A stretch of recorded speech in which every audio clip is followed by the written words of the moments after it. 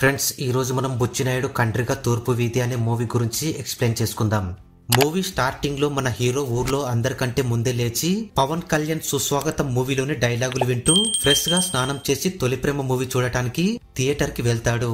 అక్కడ ఒక వ్యక్తి హీరోను చూసి వాడు థియేటర్ కి వచ్చాడు అని ఎవరికో ఫోన్ చేసి చెప్తాడు. ఆ తరువాత మన హీరో బాలును చూపించడం జరుగుతుంది. అప్పుడే బాలుని చంపడానికి బయట నలుగురు రౌడీలు వస్తారు. అయితే మన బాలు తొలి ప్రేమ మూవీలోని హీరోయిన్ చూసి తన లవ్ స్టోరీని గుర్తు చేసుకుంటాడు. బాలు ప్రేమిస్తున్న స్వప్న అనే అమ్మాయి ఇంటి ముందే బాలు వాళ్ళ ఇల్లు కూడా ఉండేది. కొన్ని రోజుల క్రితం స్వప్న స్నానం చేసి బయటకు వస్తూ ఉండగా అప్పుడే స్వప్న ఫ్రెండ్స్, ఏంది నువ్వు ఇంకా స్నానం చేస్తున్నావా, కాలేజీకి టైం అవుతుంది అంటారు. అప్పుడు స్వప్న 5 నిమిషాల్లో రెడీ అయిపోతానని స్వప్న రెడీ అయి బయటకు వస్తుంది. అప్పుడు స్వప్న వాళ్ళమ్మ ఇది రాత్రంతా సినిమాలు చూడటం, ఎండ పడినాక లేవడం అని తిడుతూ ఉంటుంది. కట్ చేస్తే స్వప్న వాళ్ళ ఫాదర్ వీరస్వామిని చూపించడం జరుగుతుంది. అయితే వీరస్వామికి కులం పిచ్చి, పరువు కోసం ప్రాణమిస్తాడు. ఒక అబ్బాయి తల్లిదండ్రులు నిన్నటి నుంచి మా అబ్బాయి కనిపించడం లేదని వీరస్వామి దగ్గరకు వస్తారు. అప్పుడు వీరస్వామి ఏమైనా గొడవ పడినారా ఏంది అని, సరేలే గాని మీరు పోండి నేను వెతికి పెడతాను అని వాళ్ళను పంపిస్తాడు. ఆ అబ్బాయిని వీరస్వామి బంధించి ఉంటాడు. ఎందుకంటే వాళ్ళ కులం అమ్మాయిని ప్రేమించినందుకు. అందుకని వాడి గోళీలు పట్టుకొని ఇంకొకసారి మా కులపుల అమ్మాయిని కన్నెత్తు చూశావు అని వాడికి బాగా వార్నింగ్ ఇచ్చి వదిలేస్తాడు. నెక్స్ట్ సీన్ లో బాలు ఫ్రెండ్స్ స్వప్న కాలేజీకి వస్తుందో లేదో చూస్తూ ఉంటారు. అయితే బాలు తన ప్యాంట్ కి బటన్ ఊడిపోయిందని వాళ్ళ నాన్నతో కుట్టించుకుంటూ ఉండగా అప్పుడే బాలు ఫ్రెండ్స్ స్వప్న బయటకు రావడం చూసి కాలేజీకి టైం అయిందని బాలుతో చెప్తారు. అప్పుడు బాలు వెంటనే తన ప్యాంట్ కి బటన్ కూడా కుట్టించుకోకుండా మొలతాడు పెట్టుకుంటాలే అని స్వప్న కోసం బయటకు వస్తాడు. బాలు చిన్నతనం నుండి స్వప్నాన్ని లవ్ చేస్తున్నాడు. అయితే బాలుకి స్వప్నతో మాట్లాడాలంటే పాయింట్ తడిసిపోతుంది. కానీ బాలు స్వప్నాన్ని చూడకుండా ఒక రోజు కూడా ఉండలేడు. ఒక రోజు స్వప్న ఫ్రెండ్స్ ఈ మధ్య ఆ బాలుగాడు నీ వైపు అదోలా చూస్తున్నాడని చెప్తారు. అప్పుడే బాలు కరివేపాకు కోసం స్వప్న ఇంటికి వస్తాడు. అప్పుడు స్వప్న బాలు వైపు చూసి తన ఫ్రెండ్స్ చెప్పింది నిజమే అని బాలు గురించి ఆలోచించడం మొదలు పెడుతుంది. బాలు తండ్రి నారాయణ రైల్వే స్టేషన్ లో గ్యాంగ్ మెన్ గా పనిచేస్తూ ఉంటాడు. కానీ ఎప్పటికైనా తన కొడుకుని స్టేషన్ మాస్టర్ గా చూడాలన్నది తన కోరిక. నెక్స్ట్ రోజు బాలు స్వప్న ఇంట్లోకి టీవీ చూడటానికి వెళ్లి స్వప్న వైపే చూస్తూ ఉంటాడు. తర్వాత అందరూ ట్యూషన్ లో ఉండగా అక్కడ లడ్డుగాడు ఏం తిన్నాడో గాని కడుపులో గడబిడగా ఉండడంతో ఒక బాంబు వదులుతాడు.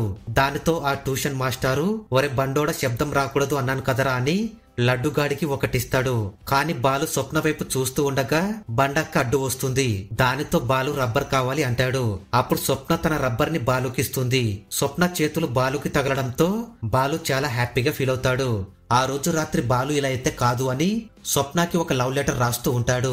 అది చూసి బాలు వాళ్ళ నాన్న తన భార్యతో వాడు ఇట్టాగే చదివితే తప్పకుండా స్టేషన్ మాస్టర్ అవుతాడని ఆనందపడుతూ ఉంటాడు. అయితే బాలు ఆ లెటర్ ని స్వప్నకి ఇవ్వాలని బస్ స్టేషన్ దగ్గర ఎదురు చూస్తూ ఉంటాడు. అప్పుడే స్వప్న అక్కడికి వస్తుంది. స్వప్న బస్ ఎక్కుతూ ఉండగా కాలు జారుతుంది. అప్పుడు బాలు వెంటనే స్వప్నాన్ని పట్టుకుంటాడు. దానితో స్వప్న కూడా ప్రేమలో పడిపోతుంది. అందుకని స్వప్న ఆ రోజంతా బాలు వైపే చూస్తుంది. ఇలా ఉండగా ఎగ్జామ్స్ కూడా వస్తాయి. ఒకరోజు బాలు వాళ్ళ నాన్న ఈ రోజు తన కొడుకు రిజల్ట్స్ అని ఎంతో ఆశతో ఇంటికి వస్తాడు. కానీ బాలు ఇంటి దగ్గర డల్ గా కూర్చోవడం చూసి అలాగే ఉండిపోతాడు. అప్పుడు బాలు వాళ్ళమ్మ ఏందయ్యా అట్ట చూస్తున్నావు, నీ కొడుకు ఫెయిల్ అయి కూర్చున్నాడని చెప్తుంది. అప్పుడు బాలు వాళ్ళ నాన్న పోతే పోనీలే, మార్చిపోతే సెప్టెంబర్ లో రాసి పాస్ అవుతాడు, దానికే మూలన కూర్చొని బాధపడాలా అని ఇంట్లోకి వెళ్లి చిన్న పిల్లాడిలా ఏడుస్తూ ఉంటాడు. అప్పుడు తన భార్య ఏందయ్యా ఏడుస్తున్నావు, మేము కావాలని నీకు అలా అబద్ధం చెప్పాము, నీ కొడుకు ఫస్ట్ క్లాస్ లో పాస్ అయ్యాడని చెప్తుంది. అలా చెప్పగానే బాలు వాళ్ళ నాన్న ఆనందం పట్టలేక బయటకు వెళ్లి నా కొడుకు పాస్ అయ్యాడని అందరికి చెప్తాడు. కానీ బాలు ఫ్రెండ్స్ అలాగే స్వప్న ఫ్రెండ్స్ చివరికి స్వప్న కూడా ఫెయిల్ అయి ఉంటారు. నెక్స్ట్ రోజు స్వప్న ఇంట్లో అందరూ టీవీ చూస్తూ ఉండగా స్వప్న బాలు దగ్గర కూర్చొని బాలుకి సోన్ పాపిడిస్తుంది. అప్పుడే స్వప్న వాళ్ళ నాన్న రావడంతో అందరూ పారిపోతారు. అప్పుడు బాలు ఫ్రెండ్స్ అరే మీ ఇద్దరి మధ్య ఏం జరుగుతుందిరా, అసలు స్వప్న నీ పక్కనే కూర్చోవడం ఏంటి, సోన్ పాపిడి ఇవ్వడం ఏంటి, నీకు ఇంకా అర్థం కాలేదా, ఆ అమ్మాయి నిన్ను ప్రేమిస్తుందిరా అంటారు. కానీ బాలు అదేమీ నమ్మడు. అప్పుడు లడ్డుగాడు నేను చెప్పింది చేయరా అని రేపు నువ్వు ఆ పిల్లకి కనిపించకుండా ఉండు, ఆ పిల్లనే నిన్ను వెతుక్కుంటూ వచ్చింది అనుకో, స్వప్న నిన్ను ప్రేమిస్తున్నట్లని చెప్తాడు. నెక్స్ట్ రోజు బాలు స్వప్న ఇంటికి రాలేదని తానే బాలు ఇంటికి వెళ్లి బాలు కోసం చూస్తూ ఉంటుంది. అప్పుడు బాలుకి అర్థమవుతుంది స్వప్న కూడా తనని ప్రేమిస్తుందని. కానీ బాలు వాళ్ళ నాన్న అక్కడికి వచ్చి బాలుని అర్జెంటుగా బట్టలు సర్దుకోమని నువ్వు నెల్లూరు హాస్టల్లో చదువుకోవాలని చెప్తాడు. దానితో ఇద్దరూ ఆశ్చర్యపోతారు. అప్పుడు స్వప్న చాలా ఫీల్ అవుతూ అక్కడి నుండి వెళ్లిపోతుంది. తర్వాత బాలు నెల్లూరు వెళ్లిపోతూ ఉండగా స్వప్న ఒక చెట్టు చాటున దాక్కొని బాలుని చూస్తూ ఉంటుంది. అలా 2 సంవత్సరాలు బాలు నెల్లూరుకు వెళ్లి పరీక్షల ముందు 4 రోజులు ఇంటికి వస్తాడు. బాలు వెంటనే స్వప్నాన్ని చూడాలని స్వప్న ఇంటికి వెళ్తాడు. అక్కడ స్వప్న వాళ్ళమ్మ ఏరా బాలు ఎప్పుడొచ్చినావని పాల కోసం వచ్చావా అంటుంది. అప్పుడు బాలు అవునని చెప్తాడు. బాలు వచ్చాడన్న సంగతి స్వప్నకి తెలియగానే వెంటనే బాలు దగ్గరకు వచ్చి సిగ్గుపడుతూ ఉంటుంది. అప్పుడు బాలు స్వప్నాన్ని హగ్ చేసుకుని వెళ్లిపోతాడు. తర్వాత స్వప్న బాలు దగ్గరకు వచ్చి ఏంద్రా నన్ను అలా పట్టుకున్నావు, నేను నీకు ఐ లవ్ యూ కూడా చెప్పలేదు కదా అంటుంది. అప్పుడు బాలు ఆ రోజు నేను నెల్లూరు వెళ్తున్నప్పుడు చెప్పావు కదా నీ కళ్ళతో అంటాడు. కానీ అప్పుడే స్వప్న వాళ్ళ నాన్న రావడంతో స్వప్న అక్కడి నుండి వెళ్లిపోతుంది. అప్పుడు వీరస్వామి బాలును చూసి ఏం చేస్తున్నావు రేడా అంటాడు. బాలు ఏమీ లేదని తప్పించుకుంటాడు.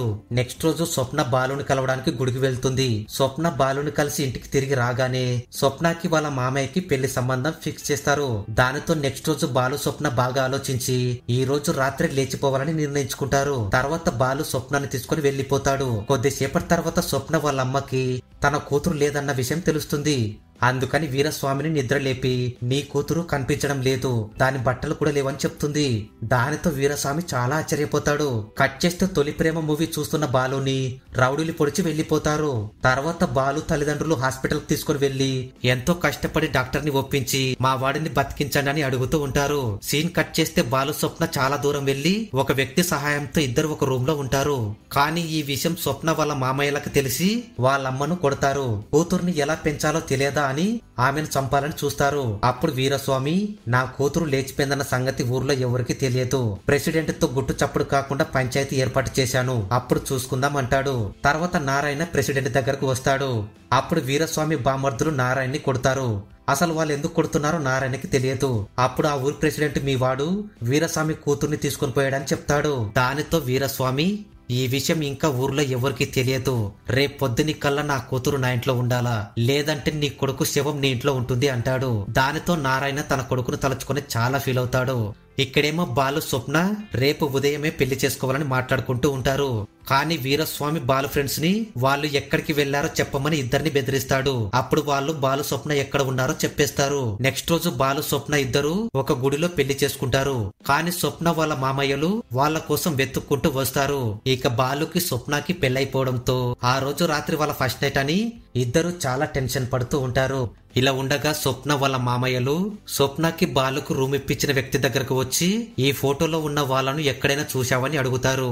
కానీ ఆ వ్యక్తి చూడలేదు అని వెంటనే ఈ విషయం బాలుకు చెప్తాడు. కానీ వాళ్ళు స్వప్న దగ్గరకు వెళ్తూ ఉంటారు. అప్పుడు బాలు తన పక్కన ఉన్న వ్యక్తికి వాళ్ళు వేరే చోట ఉన్నారని వాళ్ళకి చెప్పి ఇక్కడి నుండి తీసుకుని వెళ్ళని చెప్తాడు. దానితో వాళ్ళు అక్కడి నుండి వెళ్లిపోతారు. అప్పుడు బాలు వెంటనే స్వప్న దగ్గరకు వచ్చి స్వప్న మనం ఇక్కడ నుండి వెళ్లిపోదాం పద, మీ మామయ్యలకు మనం ఇక్కడ ఉన్నట్లు తెలిసిపోయింది అంటాడు. కానీ స్వప్న మొండిదానిలా ఎవరైనా రాని నేను మాత్రం రాను, వాళ్లకు భయపడి మనం పారిపోవాలా అంటుంది. అప్పుడు బాలు పిచ్చిదానిలో మాట్లాడకు అని స్వప్నకి ఒకటిచ్చి అక్కడి నుండి వెళ్లిపోతాడు. దానితో స్వప్నకి చాలా కోపం వస్తుంది.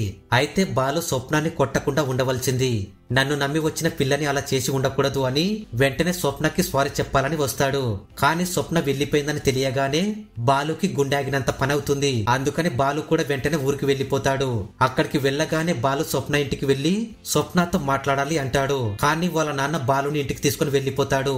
అక్కడ బాలు వాళ్ళమ్మ అది నిన్ను కాదనుకుని వచ్చిందని తిడుతుంది. అప్పుడు బాలు ఇదే మాట స్వప్నాన్ని చెప్పమనండి, జీవితంలో దాని మొహమే చూడను అంటాడు. దానితో ప్రెసిడెంట్ దగ్గర మళ్ళీ పంచాయతీ పెడతారు. కానీ వీరస్వామి బాలు స్వప్నతో మాట్లాడటానికి ఒప్పుకోడు. అప్పుడు ఆ ఊరి ప్రెసిడెంట్ వీరస్వామితో ఎందుకొచ్చిన గొడవ, మన అమ్మాయిని పిలిపించి ఆ మాట ఏదో చెప్పించండి, లేదంటే మన పరువే పోతుందని చెప్తాడు. దానితో వీరస్వామి స్వప్నాన్ని పిలిపిస్తాడు. అప్పుడు స్వప్న నేను వాడిని ప్రేమించాను, కానీ అక్కడికి వెళ్ళిన తర్వాత తెలిసింది వాడి గురించి, కాబట్టి నేను వాడి దగ్గర ఉండను, నేను మా నాన్నతోనే ఉంటాను అంటుంది. ఆ ఒక్క మాటతో బాలు వెంటనే అక్కడి నుండి వెళ్లిపోతాడు. ఆ రోజు నుండి బాలు స్వప్నాన్ని మర్చిపోలేక తాగుబోతుగా మారిపోతాడు. తాగుతే ఆ అమ్మాయిని మర్చిపోతాడు అని బాలు వాళ్ళ నాన్న రోజు బాలుకి డబ్బులు ఇస్తాడు. కానీ బాలు తాగి ఎక్కడ పడితే అక్కడ పడిపోతూ ఉంటాడు. ఒక రోజు బాలు వాళ్ళ నాన్న తాగితే ఆ అమ్మాయిని మర్చిపోతావని అనుకున్నా, కానీ ఇలా తాగుబోతువి అవుతావని అనుకోలేదు అంటాడు. అయితే స్వప్న కూడా చాలా బాధపడుతూ ఉంటుంది.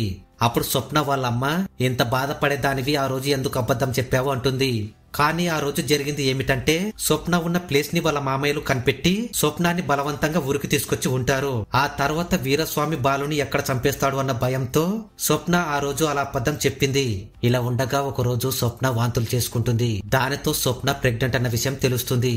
అప్పుడు వీరస్వామి నా పరువు తీయడానికి పుట్టావా అని కడుపులో పెరుగుతున్న పిండాన్ని తీసేద్దామంటాడు. దానితో వీరస్వామి భార్య ఇప్పుడు అమ్మాయికి 4వ నెల, అలా కడుపులో పెరుగుతున్న పిండాన్ని తీసేస్తే పెద్ద ప్రాణానికి ప్రమాదం అని చెప్తుంది. అప్పుడు వీరస్వామికి ఏం చేయాలో అర్థం కాదు. ఆ రోజు రాత్రి బాలు తొలి ప్రేమ మూవీ చూడటానికి వెళ్ళినప్పుడు స్వప్న వాళ్ళ మామయ్యనే బాలుని చంపమని చెప్పి ఉంటాడు.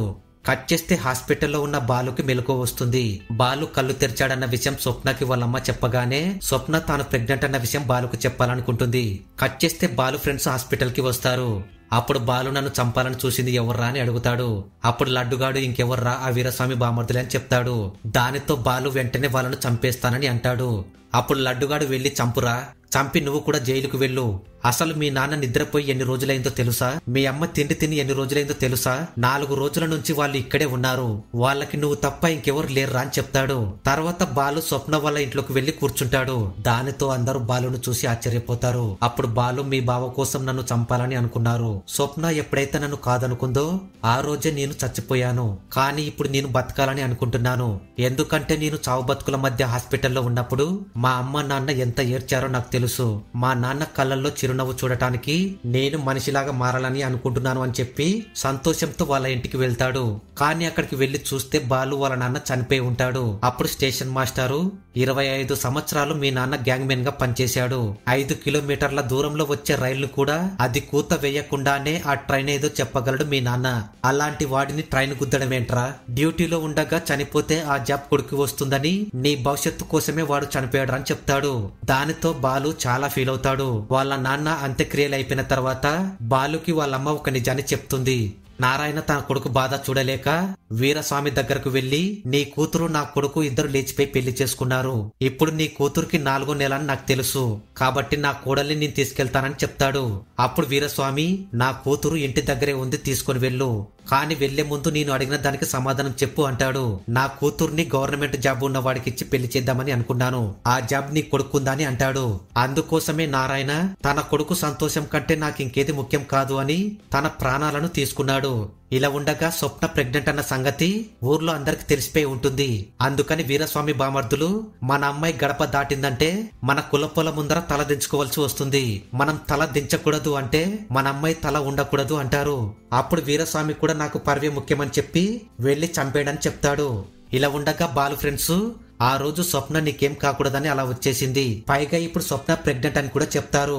కట్ చేస్తే వీరస్వామి బామర్దులు స్వప్నాన్ని చంపడానికి వెళ్తారు. కానీ అప్పుడే కరెంటు పోవడంతో స్వప్న తప్పించుకొని పారిపోతుంది. తర్వాత స్వప్న బాలుతో వెళ్లిపోయిందని తెలుస్తుంది. కొన్ని రోజుల తర్వాత వీరస్వామి బామర్దులు వాళ్ళు నంద్యాలలో ఉన్నారని చెప్తారు. అప్పుడు వీరస్వామి పరువైపోయిన తర్వాత మన అమ్మాయి కూడా బతికి ఉండడానికి వీల్లేదు, వాళ్ళను నేనే చంపేస్తానని వీరస్వామి ఒక్కడే నంద్యాలకు వస్తాడు. అక్కడ రైల్వే స్టేషన్ లో బాలును చూసి ఆశ్చర్యపోతాడు. బాలు ఇప్పుడు స్టేషన్ మాస్టర్ గా జాబ్ చేస్తూ ఉంటాడు. అయితే ఇక్కడ ట్విస్ట్ ఏమిటంటే ఆ రోజు స్వప్నాన్ని బాలుతో వెళ్లిపోమని చెప్పింది వీరస్వామి అని తెలుస్తుంది. అందుకని వీరస్వామి బాలుతో మీరు ఇక్కడ ఉన్నారని వాళ్ళకి తెలిసిపోయిందని చెప్తాడు. అప్పుడు బాలు ట్రాన్స్ఫర్ పెట్టుకుంటాం, మీరేమీ ఇబ్బంది పడకండి మామయ్య అంటాడు. దానితో వీరస్వామి నా వల్లనే కదా ఇదంతా అని చాలా ఫీల్ అవుతాడు. అప్పుడే తన కూతురు స్వప్న భోజనం తీసుకుని అక్కడికి వస్తుంది. కులం కంటే కూతురి గొప్ప అనుకున్నాడు వీరస్వామి. స్టేషన్ మాస్టర్ అయి తండ్రి కల నెరవేర్చాడు బాలు. ఇక్కడితో మూవీ ఎండ్ అయిపోతుంది. ఫ్రెండ్స్, ఈ వీడియో నచ్చితే లైక్ చేసి మీ ఫ్రెండ్స్ అందరికి షేర్ చేయండి. అలాగే మన ఛానల్ ని సబ్స్క్రైబ్ చేయండి.